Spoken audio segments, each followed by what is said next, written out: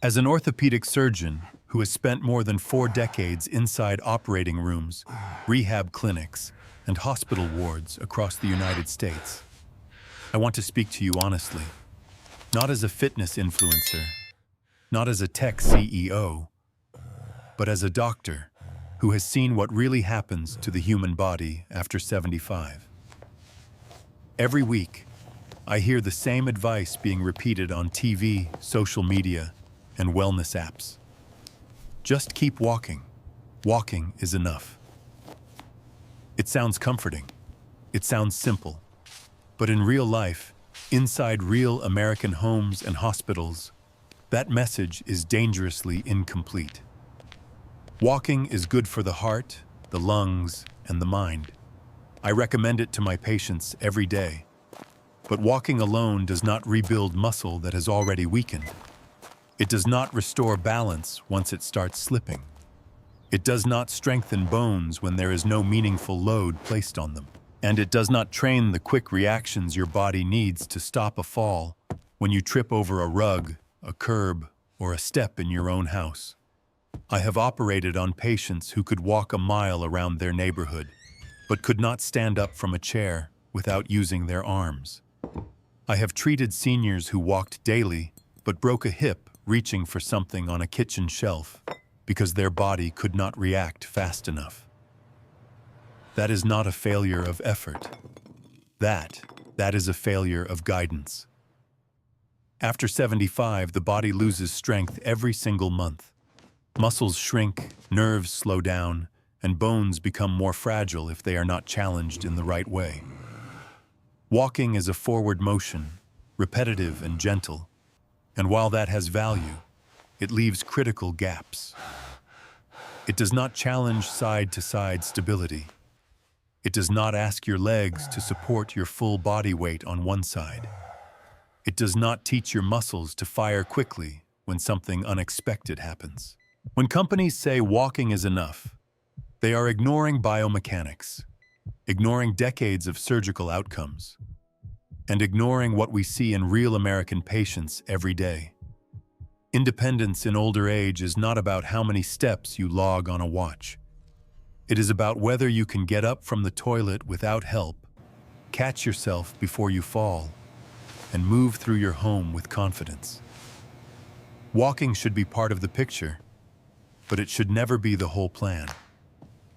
When strength disappears, walking alone cannot bring it back. Only intentional. I want you to understand something important about how these recommendations were formed, because they were not pulled from a blog, a trend report, or a wellness app. They came from frustration. Frustration from watching too many older Americans do everything right and still lose strength, balance, and independence. A group of us, 22 surgeons from the United States, Japan, Germany, Canada, and several other countries, each with more than 40 years in operating rooms and rehabilitation clinics, decided to stop accepting simple answers. We asked a harder question. If walking alone truly worked, why were we still repairing so many broken hips, shoulders, and spines in people who walked every single day? So we went back to the evidence. We reviewed hundreds of medical studies, not just one or two, but decades of research on aging, muscle loss, balance, and recovery.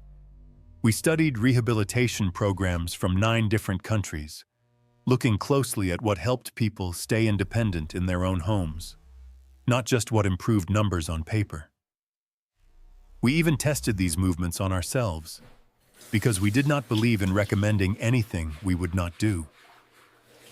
In the process, we examined nearly 300 different exercises from around the world. Some came from modern physical therapy clinics. Others were passed down through traditional programs, especially from Japan, where aging is approached with preparation instead of fear. In fact, almost half of the exercises we tested came from Japanese rehabilitation and movement systems, where the goal is not to move more, but to move smarter as the body changes. Most of these exercises offered small benefits. Some helped flexibility, but did nothing for strength. Others improved strength but failed to reduce fall risk. A few looked impressive but proved too risky for older joints. Many failed completely when tested in real people over 75. But 5 exercises stood out clearly, not because they were flashy, but because their results were visible, measurable, and repeatable.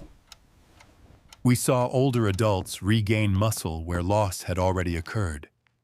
We saw improvements in balance that translated into real life, like stepping off a curb or turning quickly in a kitchen. We saw stronger legs, steadier hips, and faster reactions, even in people who had been declining for years. What mattered most was not intensity or equipment.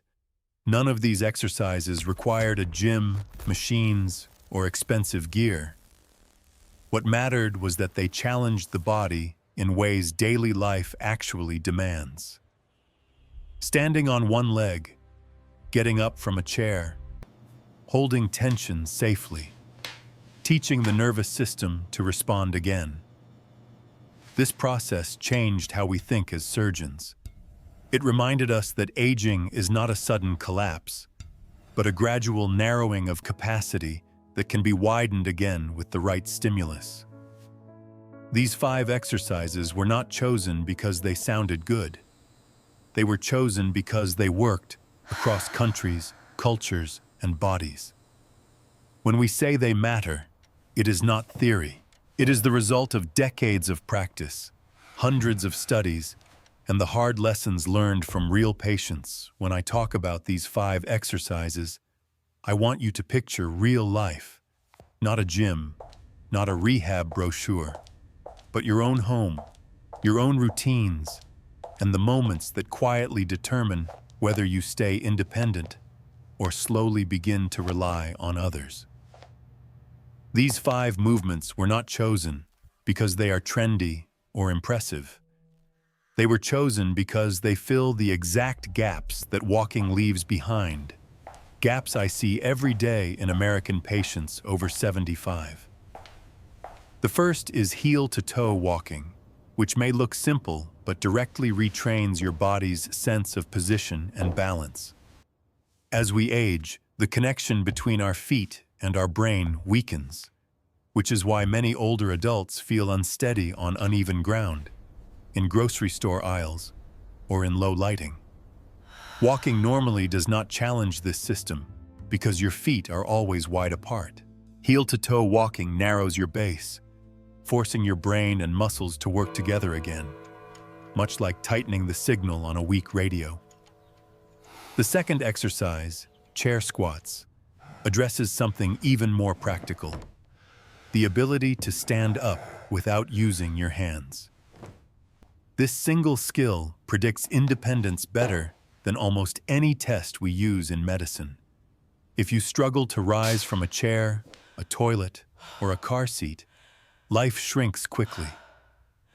Walking does not rebuild the strength needed for that movement, but repeated, controlled standing and sitting does. Chair squats strengthen the thighs and hips in the exact pattern daily life demands, making every rise safer and more confident.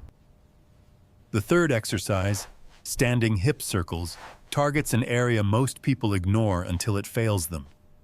Your hips are your body's steering wheel. When you trip, slip, or turn suddenly, your hips are what allow you to recover. Walking only moves the hips forward and back, like a door opening halfway. Hip circles restore full motion and strengthen the small, stabilizing muscles that keep you upright when something unexpected happens, like being bumped in a crowd or stepping off a curb too fast. The fourth exercise, the isometric wall push, surprises many people because it involves no visible movement. Yet this is one of the safest and most powerful ways to rebuild strength after 75. By pushing hard against an unmoving surface, you teach your muscles to generate force quickly without stressing your joints. This is critical because falls happen fast. You do not have time to think. Your body must react instantly. Wall pushes train your arms, chest, core, psoas, and legs to work together, the same way they do when you brace yourself on a counter or catch yourself against a wall. Walking does not train this kind of full-body coordination or quick force production. Finally, the most important exercise of all is the single leg stance. Standing on one leg may seem too basic to matter, but it is the foundation of safe movement. Every step you take is a brief moment of balancing on one leg. If you cannot hold that position steadily, walking becomes risky no matter how far you can go. Single leg stance trains balance, ankle strength, hip stability, and focus all at once. It teaches your body to stay calm and controlled when only one foot is on the ground, which is exactly when falls occur. I have seen countless patients who proudly tell me they walk every day, yet cannot stand on one leg for more than a few seconds. Those are the patients who fall reaching into a cabinet, turning too quickly, or stepping over a doorstep. Together, these 5 exercises form a complete system. They train balance in narrow and unstable positions, rebuild leg strength for daily tasks, restore hip control for sudden movements, teach the body to produce force quickly and safely, and reinforce single leg stability where falls actually happen. Walking is still valuable, and I encourage it. But walking alone is like maintaining your car by only driving it straight on smooth roads. Eventually, the steering, brakes, and suspension fail because they were never challenged. These 5 movements take less than 15 minutes a day, require no equipment, and can be done in a living room, kitchen, or hallway. They are not about pushing harder or moving faster.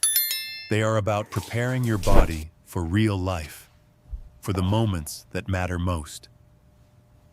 When older adults add these exercises to their routine, I see fewer falls, fewer fractures, and more confidence moving through their homes. That is the goal. Not perfection, not youth, independence, safety, and the ability to live life on your own terms for as long as possible. If I had to choose one single movement that matters more than any other after 75, it would be the single leg stance. And I say that without hesitation. I know it looks almost too simple to be taken seriously. Standing on one foot does not feel like exercise. It does not make you sweat. It does not look impressive. Yet the science and the real-world outcomes could not be clearer. The ability to stand on one leg is one of the strongest predictors we have of whether an older adult will avoid falls, maintain independence, and continue living confidently in their own home. The reason this movement rises above all others is because it brings together everything the aging body needs to stay safe. Balance, coordination, ankle strength, hip control, and focus all come online at the same time. When you lift one foot off the ground, your body has no choice but to organize itself efficiently. Every small muscle in your foot and ankle begins making tiny adjustments. Your hip muscles stabilize your pelvis. Your core tightens just enough to keep you upright. Your brain sharpens its attention to where your body is in space. This is not abstract training. This is exactly what happens in daily life. Every time you take a step, reach for something, or turn around in a narrow hallway. Many people do not realize that walking is essentially a series of single-leg balances strung together. Each step includes a brief moment where only one foot is supporting your full body weight. If that moment is weak or unstable, the risk of falling rises dramatically. The problem is that during normal walking, that single-leg moment lasts less than a second. That is not long enough to strengthen the system.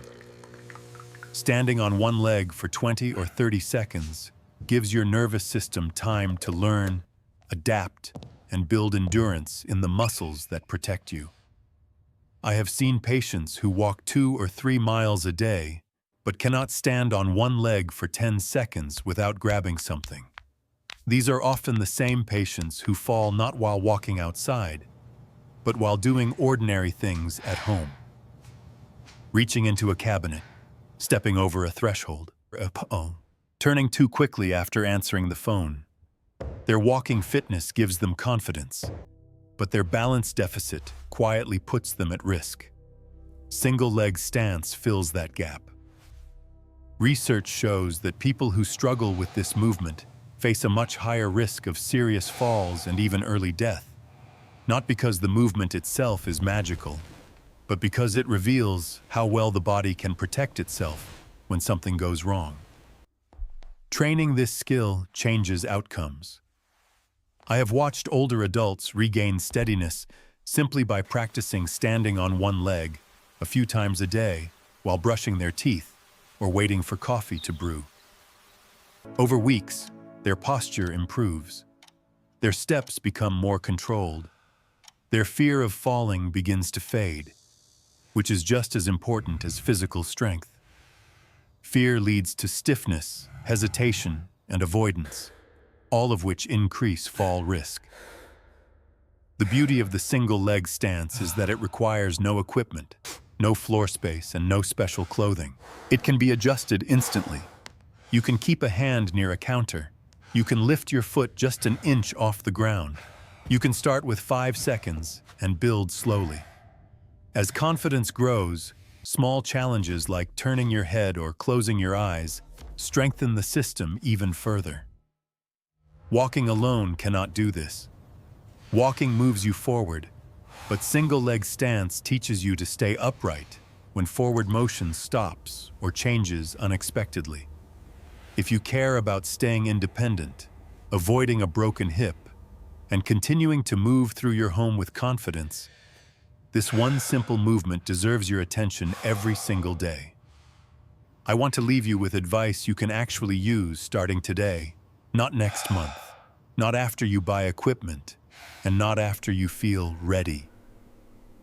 The most important truth I have learned over decades of treating older adults is this: independence is built through small, consistent actions, not dramatic workouts. Walking is still valuable, and I encourage you to keep doing it, but it should be viewed as the background, not the solution. The real protection comes from movements that teach your bodies how to stay upright, strong, and responsive in everyday situations. The 5 exercises we discussed take less than 15 minutes total, and they fit naturally into a normal American day. You do not need to block off special time or change your routine. You can stand on one leg while brushing your teeth. You can do chair squats every time you get up from the couch, aiming to use your hands a little less each week. You can practice heel-to-toe walking down a hallway while the TV commercial plays. You can do hip circles in the morning while waiting for your coffee to finish brewing. You can push into a wall or countertop for 10 seconds before you leave the kitchen. These are not interruptions to life. They are upgrades to it. What I tell my patients is to stop thinking in terms of exercise sessions and start thinking in terms of movement habits. Your body responds best to frequent reminders, not occasional effort. If you miss a day, nothing is lost. If you do a little every day, everything changes. I have watched people in their late 70s and 80s reverse declines they assumed were permanent simply by practicing these movements consistently. Their steps became steadier. Their confidence returned. They stopped avoiding activities out of fear of falling. That mental shift is powerful because fear leads to less movement, and less movement leads to faster decline. You can break that cycle. Start with the one exercise that feels safest and most manageable. Build from there. You do not need to be perfect. You need to be present and consistent. If you ever feel unsure, keep a hand near a counter or wall. Safety always comes first. But do not underestimate your body's ability to adapt, even later in life. I have seen strength return in patients who believed it was gone forever. I have seen balance improve in people who had already experienced falls. The body is resilient when given the right signals. Think of these 5 exercises as insurance for your future self. Every few minutes you invest now reduces the chance of a devastating fall, a long hospital stay, or the loss of independence that so many older adults fear. You are not training to be younger. You are training to live better, safer, and more confidently right where you are. Start today, start small, and trust the process. Your body will meet you halfway.